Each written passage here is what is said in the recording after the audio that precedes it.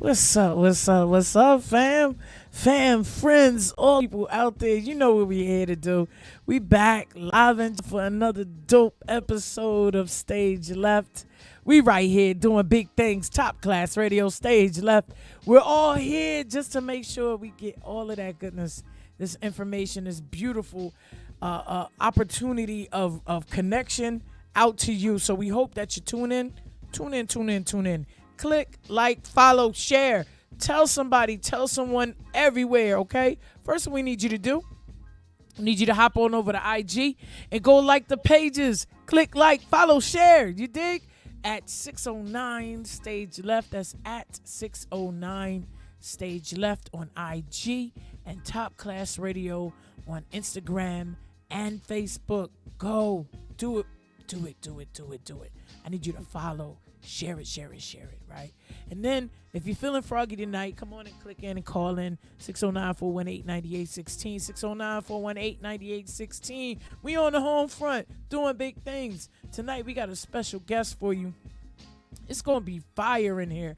Listen, all of the information that's coming from our special guest, make sure you get a pen and a notebook and you write this down because some of y'all might need this. A lot of you might need this, right? And we're appreciative of all that comes our way. So, with that being said, not going to hold you much longer.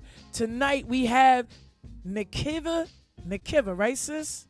Nikiva. Nikiva Jones, a.k.a. Nikiva Nicole. What's up, sis? Hello. How are you? Tell the people where you from. All right. So I hail from the beautiful state of Texas, but I live in the Atlanta metro area currently. That's big. You doing a lot of shopping? You could tell us. Shopping and clubbing. That's the metro for you. No, I'm just that's a myth. That's a myth, y'all. It's a lot of art, a lot of love, a lot of space. It's a lot of black culture in the ATL. That's what we love about the ATL. So I'm gonna take y'all on a little journey, and I'm gonna read sis Nikiva's bio for y'all real quick. Nikiva Jones has been, it's Ed, right? Has been in the field of education for over 17 years. She is a mother of 4 beautiful children. Nikiva earned her Bachelor of Arts in Criminal Justice from Fort Valley State University, her Master of Arts in Curriculum and Instruction from the University of Phoenix, and her Educational Specialist in Organizational Leadership from Grand Canyon University. Nikiva currently works in the Atlanta metro area as a middle school intervention specialist. She's authored a couple of books too, entitled Learner Empowerment, The Guide to Your Individual Education Program, and Learner Empowerment, How to Write a Viable IEP in 30 Minutes. Listen, I'm not going to hold y'all long. I'm going to ask this sister to just tell the world who she is. Since I already read her bio, I know she got a little bit more that she want to say. Introduce yourself, sis. All right. Hello, everybody. I'm Nikiva Jones. And yes, that was a lovely bio. Thank you. But, outside of me being an educator, an intervention specialist, I am a human, a mom. And so tonight I want to connect with anybody who needs it, just being completely transparent. And I want to maybe be an inspiration or be a resource to someone out there who may need it. Absolutely. She said maybe be information, a resource, an inspirational resource. Right. So just tell us exactly what's been going on and hip us to what you're focusing on, what your focus is on right now, and how you got here. Okay. All right. So I am an intervention specialist. So I teach math and I work with students with disabilities. So students with IEPs.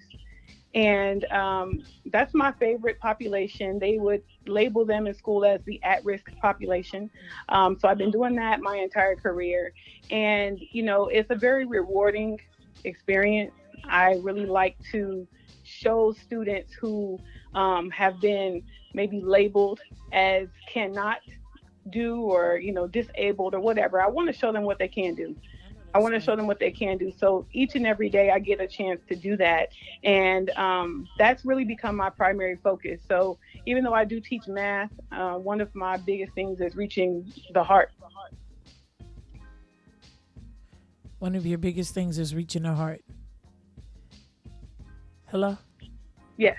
Okay, I just want to make sure you was there. All right, that's awesome. Now, mind you, when we think about children with disabilities, we often, and this is what baffles me a lot of times, we often put them in a specific space where they're away from the larger population of students who we consider are in regular courses. Now, is that something that you agree with or disagree, and why?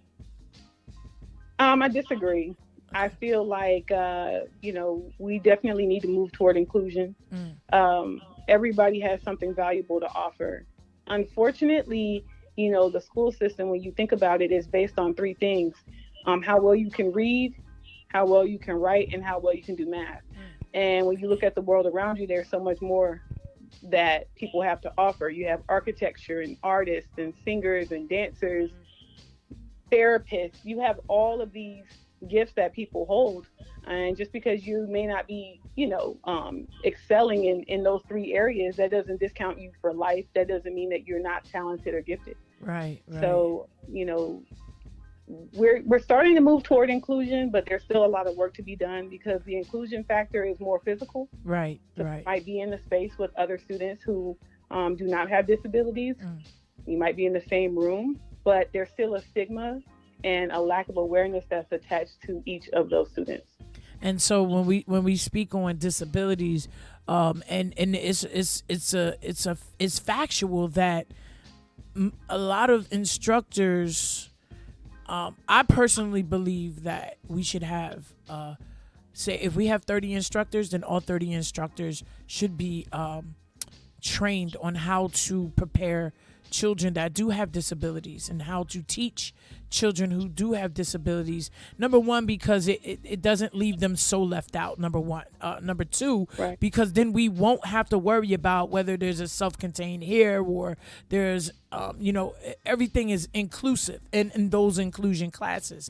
And then you won't have to necessarily separate the children. And I think a lot of this is inclusive to not really knowing the difference between a behavior and a disability and something that is just, how parents say, oh, that's a phase. You know what I mean? That's a phase. She's just going through a phase.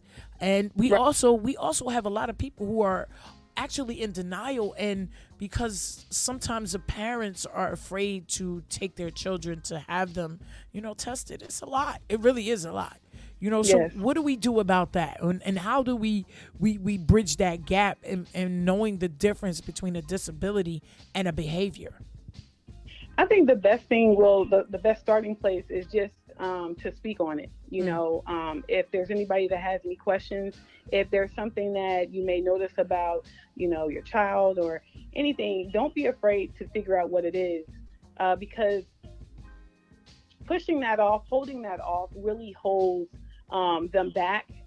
And I'll just say this: I have ADHD. I didn't find out until I was an adult. I wish I had known before that I had ADHD, because I think I would have been a much better person, a much better somebody who's more aware. But if there's something that needs to be identified in a student, I definitely feel like go for finding out what it is. There's no embarrassment factor. Labels are only due to ignorance. Labels are only there in terms of ignorance. I concur. I actually believe that it is just, sometimes it just, I think we give too much leeway to people who really just, that's not something that they want to do or be a part of, or not even that. It's just that now you get this part. I'm about 6 months away from retiring. I don't want to do that. And it almost feels like, okay, what happened to the passion? What brought you into this in the first place? And all children have different characteristics and personalities. They And do. but I believe the creative mechanisms of a child sometimes pop out through their behaviors. You know, Right. you see certain things and you're like, wait a minute, maybe I should help them do this because that might open up another door for them. You know, and Absolutely. I just want to know like what your perspective is on that take. Like, how do we enhance the creative in children with and without disabilities? So the only way we'll know what's going on is, first of all, to diagnose it, like I mentioned. Mm, So ADHD is very prevalent. I'm just throwing that out there, just mm, using that as an example. So when you now know what ADHD is, um, you know, people only think it's when you can't sit down and when you're hyper, or that's the bad mm, kids. When you really delve into what it is, why it's happening, and what happens with that particular individual with ADHD, you'll be able to figure out how to fine tune it so that they can maybe pay attention in class, maybe give them some outlets. mm, So, a lot of that creativity is, again, not really, it's not, it's not, there's no a real opportunity for it all the time. It's all about how well you can read and write right. and how well you can do math. So if you know that, a student is great at writing, I'm sorry, drawing, we got to expound on that. They could be good athletes. So you can start actually if you don't know where to start, there's a thing called a multiple intelligences test. Mm, I touched on that in my book. And, it's just a survey. It delves into what interests a student. And after they take it, they're able to really find out what their gifts are. mm, So again, you could have good interpersonal skills, You can have a musical talent, an artistic talent. So all of these things that we may see in the classroom, like a kid could be labeled as talkative, but they really might be passionate about something. You right. know what I mean? So it's just really going to take the awareness factor of it, and constantly delving into that individual. But you also got to give them the student an opportunity to speak on how they feel as well. Wow. They have feelings that they might think is normal, and then Mm, it's normal until it's not, until you're in a classroom and the teacher's saying, oh, you can't do this, you can't do that. And, or a child might be able to really, really want to read, but they can't. We've got right. to figure out what's going on with that. And the first way is to start with them too. We need to know what they're feeling, what they're experiencing. Wow. And what was the name of the test? It is called the Wechsler's and Multiple Intelligences Test. A multiple intelligence test. And Hmm. and when it comes to finding those things out, as far as what the children, um, helping them fine tune what they feel and what they see and how they react to certain things. Do you utilize a emotions chart or different charts as well, like outside of the test? Definitely, because you want them to be able to take accountability for what's going on with them.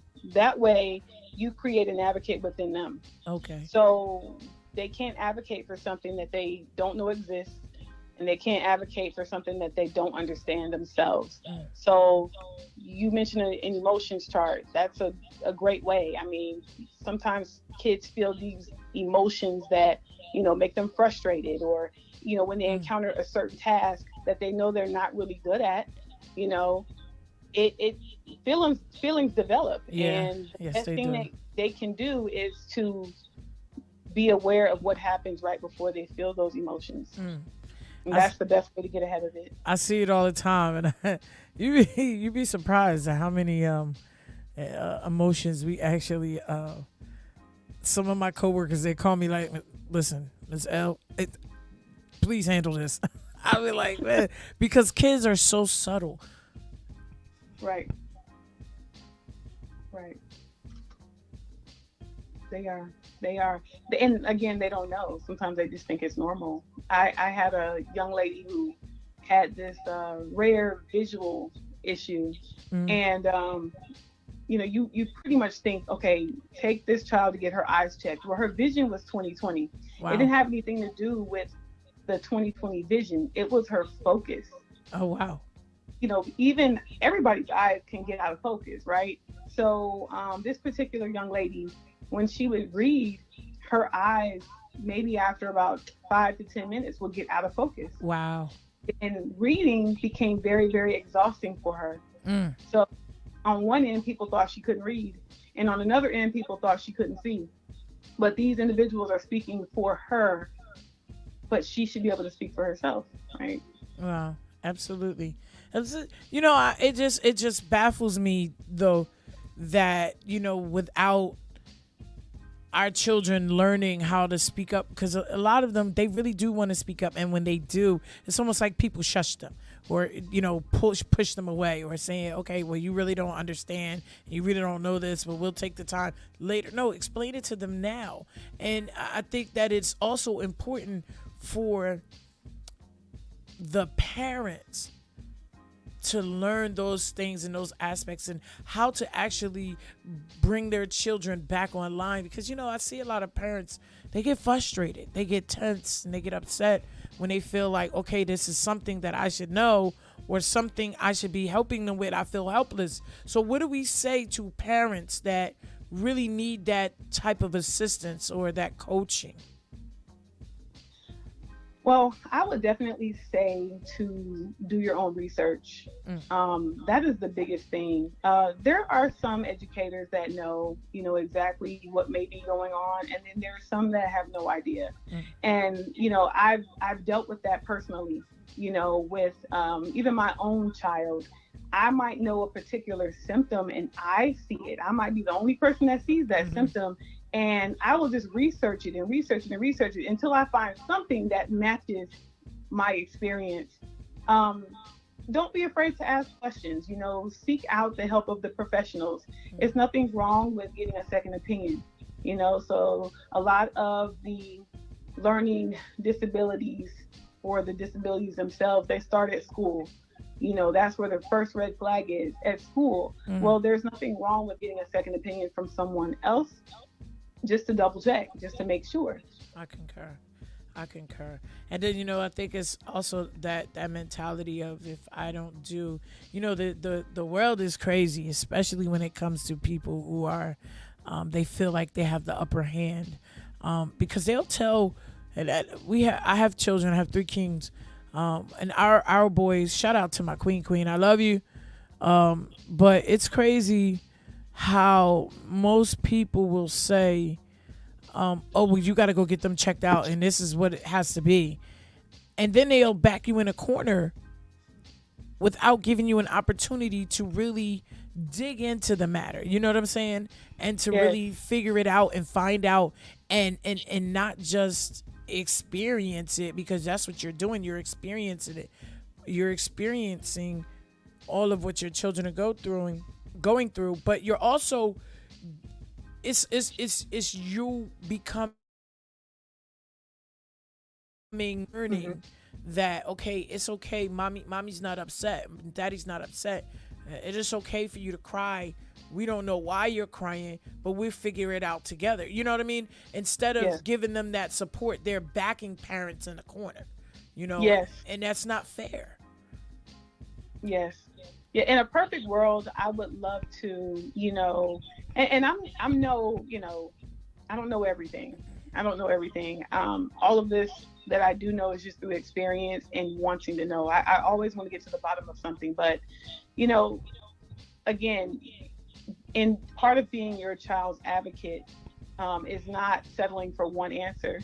It's going to be a continuous matter, because with a lot of things that are experienced, it might be something different at home than what's experienced at school. So you've got to, and find a team too to work with. You can actually educate teachers and doctors and therapists, whoever. If you work together as a team and you share your experiences and your ideas, I think that makes for a better solution in the end. Wow. I mean, I'm honored, number one, for you sharing this information. Shout out to my Olive Branch, my squad at my school that do deal with the children with disabilities. Right. and really focus on them and take care of them. It's not easy, but they do it with so much passion and so much effort and so much love. Right. And that's what we appreciate about you all, that you do this with so much passion, so much love and care, and you're tender with the kids, and it's not like shunning them. You know what I mean? We don't want to Right. shun our Right. kids and our babies, Yeah. especially our school babies, because they already deal with so much coming into the door at home. Yes. And Yes. you yourself have a story. I do. Yeah, so tell us what your story is, and tell us how you're becoming effectual in that stance. Okay, okay. And before I do that, I have to go back a little bit. When I mentioned the multiple intelligences test, I'm sorry, my nerves got the best of me. The It's okay. multiple intelligence test, it was developed by a man named Howard Garner, and I mixed that up with another test. So it's Howard Garner, and he developed the multiple intelligences test for Okay. anybody who wants to know. Okay, so back to what I was saying. I'm sorry, I had to get that out before I forgot. Thank you. Thank you. Okay, so my own story. As I mentioned, I am a mother of four. I feel like being a mom has made me a much better educator, but nothing could prepare me for my newest experience with one of my children. So if I go back to 2020, my daughter was 14, I believe. And she, began to let me know that she didn't feel right. And that was basically all she could say. I don't feel right. And at first, I would question her because, we're entering the pandemic. That's right when we were on we were sheltering in place. So I considered that where we couldn't go anywhere. We were isolated from our friends, isolated from school, teenage hormones. I think I was in a bit of denial at first when she mentioned that to me. But eventually I got her a therapist. Her therapist suggested that maybe we should go a step further and get a psychiatrist. And it took a lot. I'm like, I'm not sure about that. I don't think medicine is the key, but after, speaking with him and really just trying to be open-minded about it, we went ahead and decided to go ahead and get her a psychiatrist, and they, prescribed medication. So initially she was diagnosed with major depressive disorder. Wow. And it was very scary because with that, there's feelings of hopelessness and sadness, and there's even suicidal idealizations that go along with that. So I was terrified, but I felt like I took the right steps in doing what I needed to do for her. So, after a couple of years of trying medication and, just different things, because it's a continuous thing. You're never going to get this magic pill and your problems are solved. That's just not how it works. You have to try different consistencies or whatever. I know that's right. So, I'd have moments where I think she's great. I'd have moments where I'm terrified. I would be afraid that she'd harm herself. I've adjusted my life in a way that I made sure that I was around her, most of the time, just in case something happened. So that was very scary for me. But it really took a turn, as she progressed in age. And it seemed like suddenly she developed really bad anger issues. And I mean, out of nowhere. And it only seemed to be directed toward me. So you can imagine I was completely lost because I thought that everything between us was fine. We're a very close family, and I think she's a great kid. I have no complaints. I mean, a great student. So I'm like, what is going on? And as that progressed, the anger, it really turned into violence. Wow. Still, I can't describe it. I couldn't seem to get a real solid answer even from her psychiatrist or her therapist because, they're trained to give you a textbook answer. They're not going through these things, right? I think the medical field to an extent has to do with how well you can remember things sometimes. But everybody is not a problem solver. So you've got to delve and try different things to be a problem solver. Things actually escalated to where she physically attacked me. And, the world that we live in right now, Even though we're the same size and whatnot, I ended up getting arrested behind that. Wow. And it was just a very traumatic and confusing time for me because I love my daughter. I would die for her. And I've already put forth so much effort into her well-being already, and even then after that, after the arrest and things like that, I'm still trying to figure out what's wrong and what I can do. I reached out to different mental health professionals, hospitals, support groups, even for me, because I was so lost. And unfortunately, it's just at a point where it still isn't settled the way that I would like.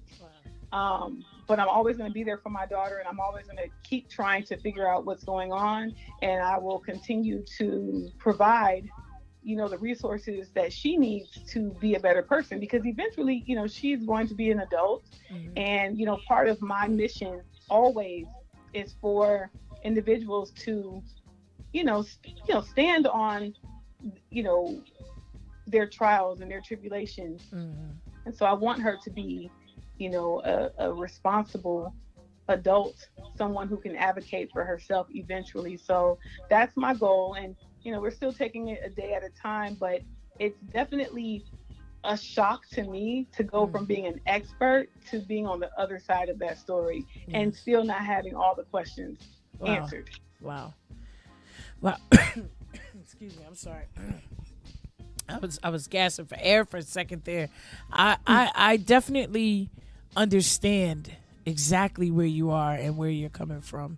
And it's not easy to be the expert and to be on the other side at the same time. It's like, wow, okay, we do this and we're doing that, and we're here in the community, but we still have children that are in need. Our children are going through their own mental duress, and we still have to stand up and be parents there. So first, let me set this intention. I set an intention every show, and tonight I want to say to be intentional about your strength and your worth, right?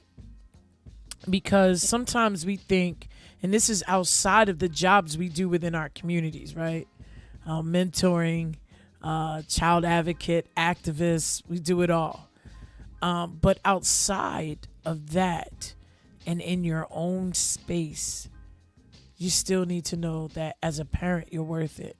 As an individual, you're worth it. As a parent, be intentional about your strength.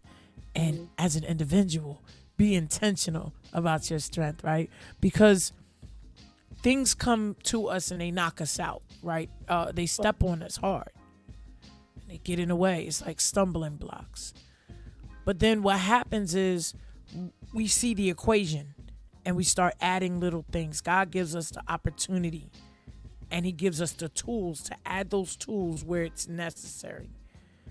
And even if our children don't see it now, down the road, they will see it.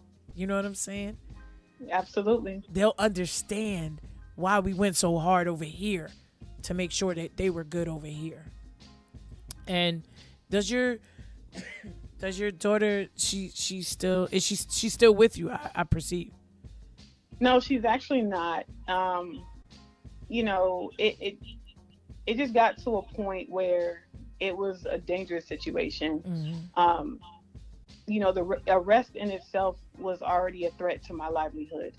Wow. And in addition to that, being unable to get the situation under control, I gave her a choice if she wanted to be with me or not, and she chose, not to be. Right. And I grappled with that for a long time, but I really came to grips with the fact that, she's going on 18 years old. So right. I was essentially delaying the inevitable. I know, that she's safe now. The only thing that I could say now is that I wish that she were in an environment that, really took mental health seriously, because it's not something that you can wear. We think about mental illness, and it's not someone talking to themselves all the time or just things that are visible. A lot of these things are internal. a lot of people are able to present and mask what they're going through very well, Wow. which is why sometimes, we might have a situation where there's a suicide and no one saw it coming, Right. So it's my prayer every night that, although I know that she's physically safe, that she remains mentally safe. I still try to encourage her to take what she's learned thus far and use it to her advantage, because she does have access to the resources. Wow. And even though she has access to the resources, she's still participating in therapy. Yes. Okay. Okay. Yes. So I mean, I trust me when I tell you I understand. A mother's love is unequivocal. A mother's love is just, it's not something that should be taken for granted or lightly.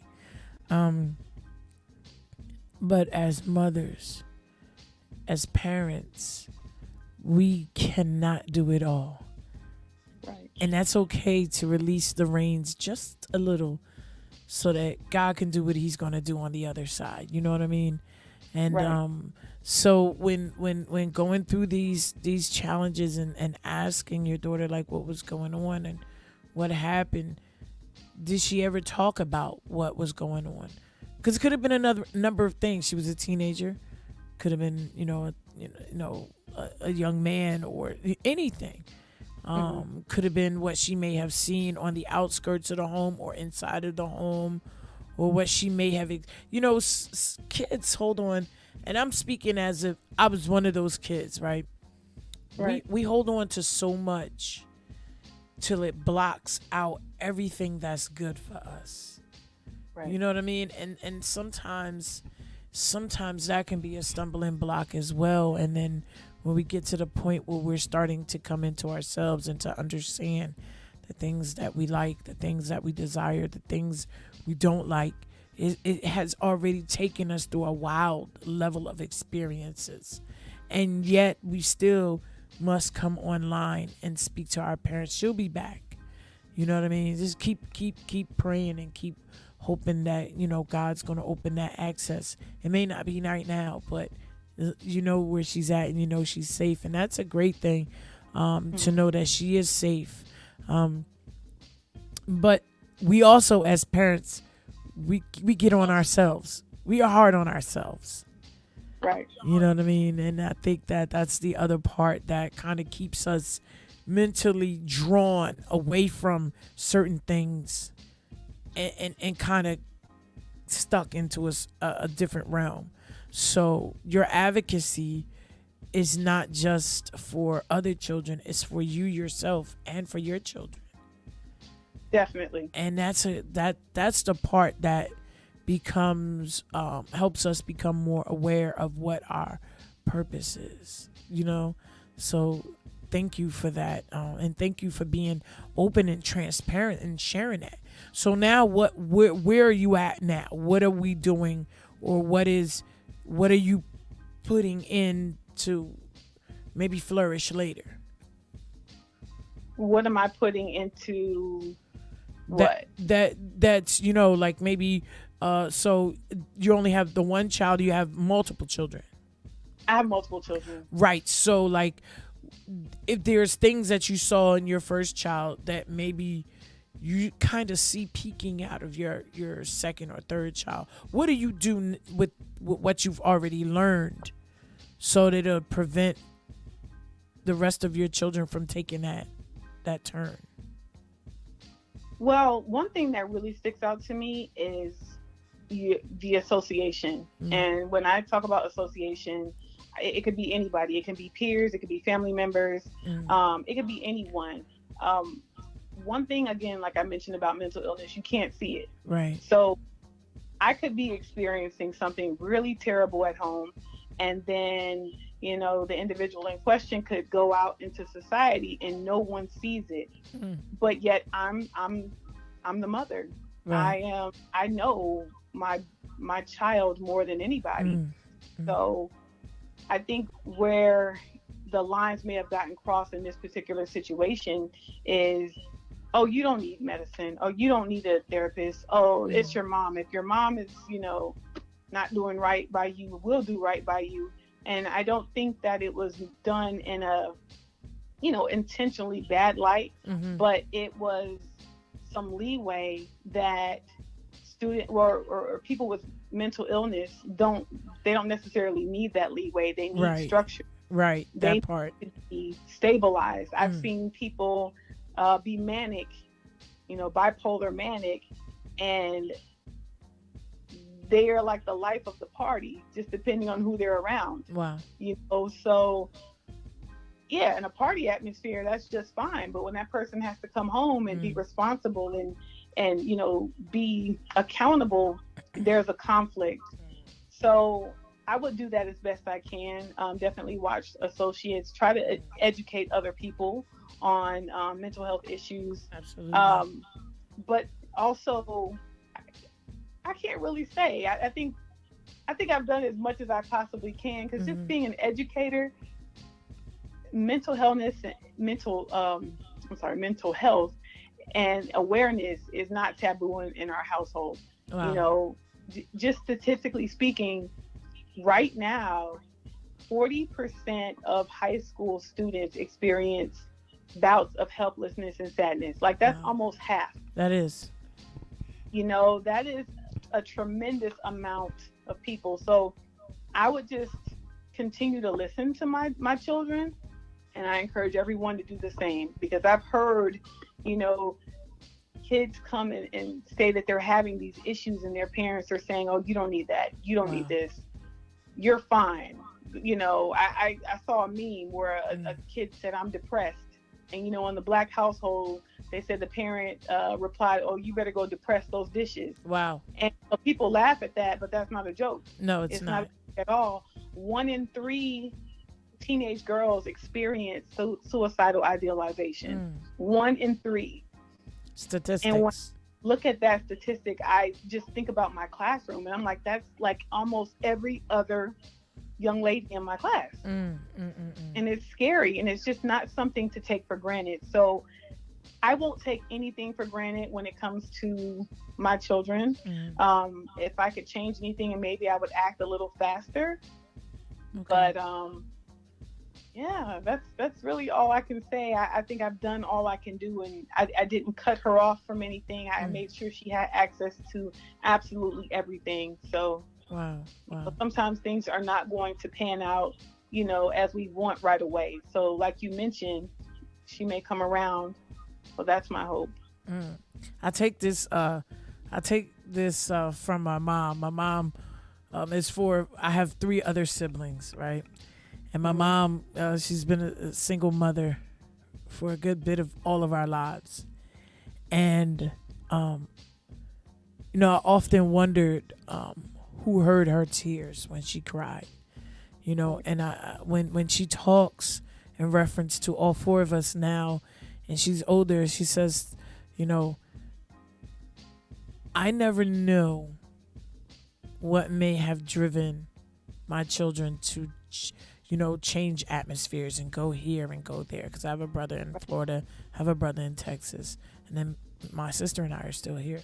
But she says, as long as I know that they're okay, that they're breathing okay, and that they're not struggling or starving, as long as I know that I can pray about them and feel good that they're safe, she says, I'm okay. I'm okay.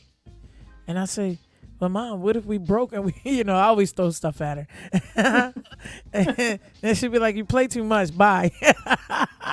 But, she's always concerned about us. With this, that's my point. She's always concerned about us. And as long as she knows that, okay, we're safe, she's okay. Right. She can rest her head and she can ease her heart. And now I think that's for the most part, for most of us that are parents, we always want our children to usurp the best, to be safe, to know that they're loved. And sometimes with what's going on now in the world we live in now, the associates and the other things do get in the way.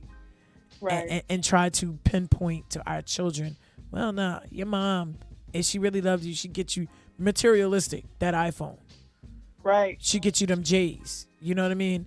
And I'm grateful that you spoke avid avidly about what is going on in your life. Not only that, but to be to do a service before people who don't realize that this is their struggle as well. So you're healing somebody. And thank you for opening and allowing yourself to be open enough to tell your testimony, because it is important. We're struggling with these kids nowadays. Our children are bringing gray hairs like a mug. Listen, I got a patch. I ain't gonna show you. I got a patch of gray hair, and I tell my boys all the time, "Thank you, no, thank you." You know, and they be looking at me like, yo, I'm like, yeah. Every time y'all come in, but look, I'm not gonna mine either. Listen, but we really do love our children, and we hope that they would follow our precept and example. Now we not perfect. No, we might yell a little bit. We might say, listen, nah, step off.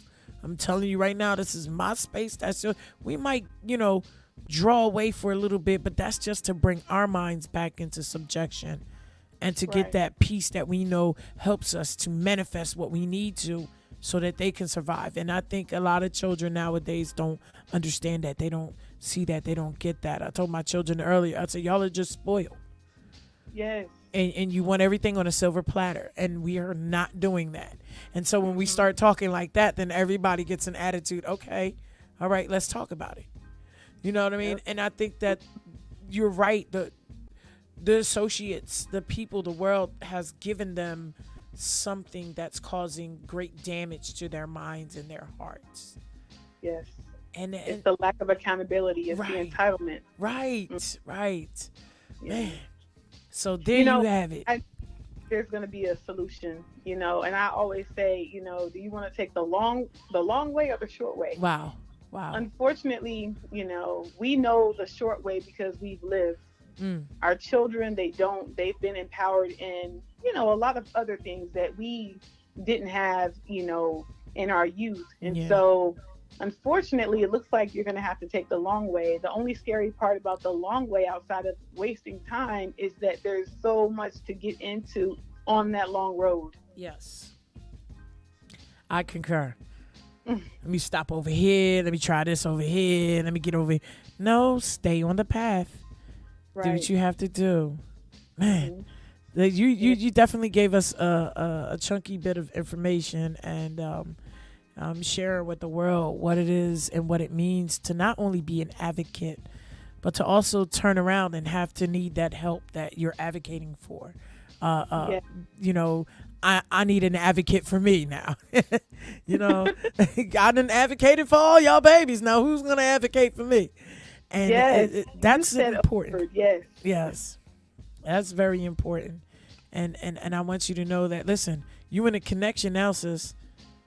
You got us now. Don't hesitate to call on us. You know what I mean? If you need us, we here. And that's what makes us powerful, when we reach out to the masses and we're talking and we're out here to help each other, because guess what? We can't do it by ourselves. This time is something different. I don't know what it is. Must not be enough radiation in the milk, or maybe too much. I don't know. To change the leche, people. We have to, in order to be a change agent, if you think about the different entities, if I were to think about, just with my story and my situation, you have the school, they're an entity, you have law enforcement, you have the mental health professionals, you have different associates, and just other people sprinkled in. And the world is set up so that it's so divisive. Right. Wow. So it's like you're always in a battle with someone else. But again, if you're strategic, if you're sincere, and you find other sincere people and other passionate people, you can come together and actually make a change. Absolutely. I definitely feel sometimes alone. Yes. I might be able to have great friends, or, I might have this one mental health professional, but guess what? They still have to get through to the courts, and they have to get the law enforcement and anybody else who's looking on. So, I'm trying my best to, and I just really appreciate being here, because at first I felt like it was me against the world. So, you Wow. know, in writing these books and trying to help people, when that happened to me, I shied away and Mm, I just went kind of dormant. And I had people say, "Oh, what happened?" I thought, "What happened to your books? How's your books going? You were talking about it and you stopped." Well, mm, now everyone knows that's why. right. But I decided that that's not going to help anybody. That's not going to help me. That's not going to help Mm, my daughter. It's not going to help the situation, and it's not going to help someone who's in my position. So wow. I had to catapult myself out there, and I want to be available, and I want to help other people. And I'm sure there's somebody out there that could probably help me too. That's amazing. Did y'all hear that, audience? Nakiva says she wants to be available. She wants to be an advocate and help everybody. Help you if you need the help. She wants to be available to help you. And since your books are necessary, they are necessary, especially in terms of creating the realism and the honest, the truth and the honesty behind what is going on. You know what I mean?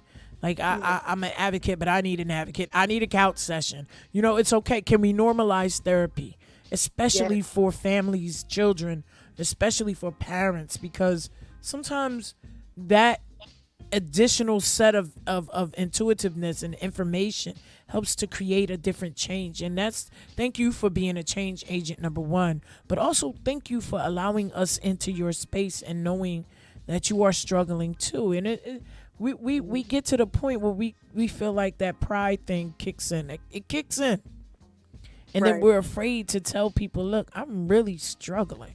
You Hmm. know, I have this and that going on. And then we have, you know, it's that thing. I like to say this, don't diagnose me. I'm crazy, but don't diagnose me, okay? You know, sometimes we feel as though, especially parents, Yeah. we diagnose our children before getting to the core of an issue, and it kind of deters us and our Hmm. children from opening up, you Hmm. know. It puts So them in a box. It literally puts them in a box, wow. and there's no space. There's not a safe space to come out of that box. Mm, And after a while, you're cramped beyond movement. wow. No one can expect anything miraculous out of you after that's been your existence for years or even months. Mm, It takes nothing to break somebody's spirit. So that's right. you know just that's the whole premise behind learner empowerment. Learner means that you're not a student or a parent, you're a person, you're a Yeah, learner, a life learner, that's right. and you've got to take the cards that you're dealt and make the best of it. So there's empowerment in every single situation, every trial. Wow. I like that. Learner means you're you're a student. You're learning. Hmm. It could be for a parent, child. It could be for anybody. Absolutely. Wow, that's dope. So how can we purchase your books? How can the world get to your books? Okay, so you can go to Amazon.com. They're Mm-hmm. on Amazon under Learner Empowerment. You can also visit the website, learnerempowerment.com. Mm. So that's where we are for right now. Hopefully, things are going to, well, not hopefully, things are going to get much bigger, but, Oh yeah. for right now, Amazon's big enough. And so we're gonna be um patiently anticipating that third volume coming soon, right? Absolutely. Okay. Listen, we gotta Yes. keep And all you these know what? experiences fresh. Yes, and I'm even open to, if there's a subject matter that someone would like to know about, Okay. you know more about, because when we talk about, disabilities and mental health and Mhm. everything that we talked about tonight, sometimes you want not the textbook answer, but the Right. real human Right. answer. That part. You That part. make that connection. So I think that's what's missing out there, and my hope is that I can help make this a real thing, and it's not scary. It's going to Mm, be something that we embrace as a part of our lives. that's a blessing. That's a blessing, and we thank you. We humbly thank you for coming through and sharing. Um, we know it's a lot, but sharing what you could, because it definitely keeps us in the mind state of seeking more help and reaching out and not being afraid to. You know what I'm saying? Does Nikiva have do you have a therapist? I did. Okay. And she was awesome. I say I did. She got me through one stage of my life. Wow. Right? And that was her purpose. So now for the next stage, I have to find someone else qualified to help me through that part. Okay. People think that a therapist is just someone that you really keep around forever, but really the way I see it is that it goes in stages. Yeah. And so there was one particular stage that I really, really needed help with, but I conquered that. So it's the next thing. I have other things going on, but I'm on the search for that. But I'm always going to keep a therapist on hand, best believe. I know that's right. Like, that's normalized therapy, people. Don't be afraid to sit. You know, we was kids, they used to say, I don't need no shrink. I don't need to sit on no man's couch and tell him how crazy I am. I know I'm crazy. My grandma, girl, she was a pistol. If you really want to know if you have a real deal therapist, you ask them if they have a therapist. Oh, wow. A therapist needs a therapist too. Absolutely. Yes. Wow.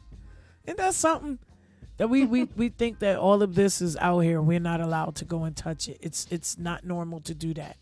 You know what I mean? It is normal. We have to normalize that, especially in the Black community. Yes. And allowing each other to know it's okay if you're feeling like this. Let's go talk to somebody about it. Let's open up our minds and our hearts, and you know, and let's go to somebody that may be able to help us. You know, I don't want to struggle. I would tell people, listen, y'all think I'm gonna struggle? I will run away from all of y'all. You'll catch me over there doing the Martin Lawrence. Right. Yes, and you know what? Before it gets to that point, we need to even know if we're struggling. Right. We need to know if we're struggling, and I think a lot, like you mentioned, in the Black community, especially Black women, you know, and I'm not saying, I'm not excluding Black men. I'm just not a Black man. Right. But as a Black woman, you know, we display anxiety and depression in a way that makes us look strong. Wow.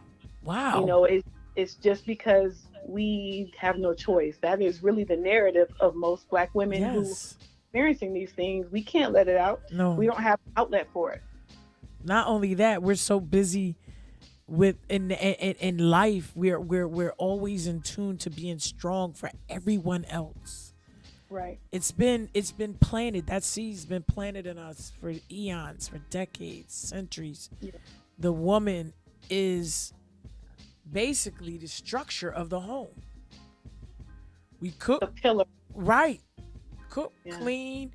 We design. We put the kids to school. We put them to bed. We do it all, and yet still have to have a mind state that is able to be freed from all of the other stuff and break free and give us that healing space. You know what I mean? So it is okay. Normalize therapy. We all need therapy. Go and sit on somebody's couch, porch, whatever you got to get your hair cornrowed and speak on what's on your heart. Yes. And free up your children too. Yes. They're experiencing something. Listen to them. Get them the resources. Don't worry about labels. You've got to empower them, because a lot of what we're talking about is how you are wired. Wow. If you have a disability, if you have a mental illness, that's who you are. And you've got to learn how to exist in this world in a way that's going to empower you, not make you cower, not make you hide, because you still have something to offer. Yes. You still have something very valuable to offer. Oh, man. I don't know about y'all, but I feel better already. I don't know about y'all. Ladies and gentlemen, thank you for sticking around with us. We absolutely love you. We appreciate you. We're going to give Nikiva the final word, but we just want you to go to Amazon, support this sister, purchase the books. If you need information, she's willing to be an advocate, but also send her some encouraging words as well, please. And thank you. Make sure you go on over to IG and follow, click like, share at 609 Stage Left, Top Class Radio on Instagram and Facebook, and share this podcast, share this episode, let someone know, listen, all your answers are right here. Everything you're talking about is right here on this podcast episode. So we want you to be aware that we talk about everything on this show. We want to make sure that you're free, your children, your families, that we exist in a world, in our culture, where we understand that it's okay to be authentically us, organically ourselves, right? Yes. So make sure you go and you share it. And don't be greedy and hold the episode for yourself. You know, I'm going to record this and I'm going to keep it right here in my box. You know, share that thing, y'all. Share it. So, sis, can you give us the final words? But before you give us the final words, will you make sure everyone has your social media handles? I want you all to go follow the sister, request her friendship. Make sure you keep up. She's going to be doing some amazing things. Yes. Okay, so on Facebook, you can follow me at Nickeva Nicole, Nickeva Nichole. You can also follow me on Facebook at Learner Empowerment, TikTok, Learner Empowerment, as well as Instagram at Learner Empowerment. I want to thank everybody for, first of all, Elle, thank you for giving me the platform to say this. I actually feel so vindicated and liberated. Come on. Wait to share, this experience and others with your viewers and your listeners. I just want to make the world a more comfortable place for those of us who may feel like we don't always fit in. Word. That's a beautiful thing. Thank you for coming on here. And I'm glad you feel, she just said vindicated. I like big words, y'all. But we appreciate you for taking your time. Taking the time out to come and enlighten everyone that's listening. And like I said, we pouring back into you. Be intentional about your strength. Be intentional about your worth, and continue to keep growing. We want to continue to watch you and send all the love and energy, power and prayers your way. And if you need us, you know where we at. We ain't going nowhere. We ain't going nowhere. Thank you so much. And to your manager, Miss Tanya, she's a beautiful soul. So you got a nice team. You got a powerful team. And so with that being said, y'all already know what it is. It's Elle Vintage, your big sis. Eliel Elle Vintage, the stage left, Top Class Radio. And we out. Hold on, sis. Don't hang up.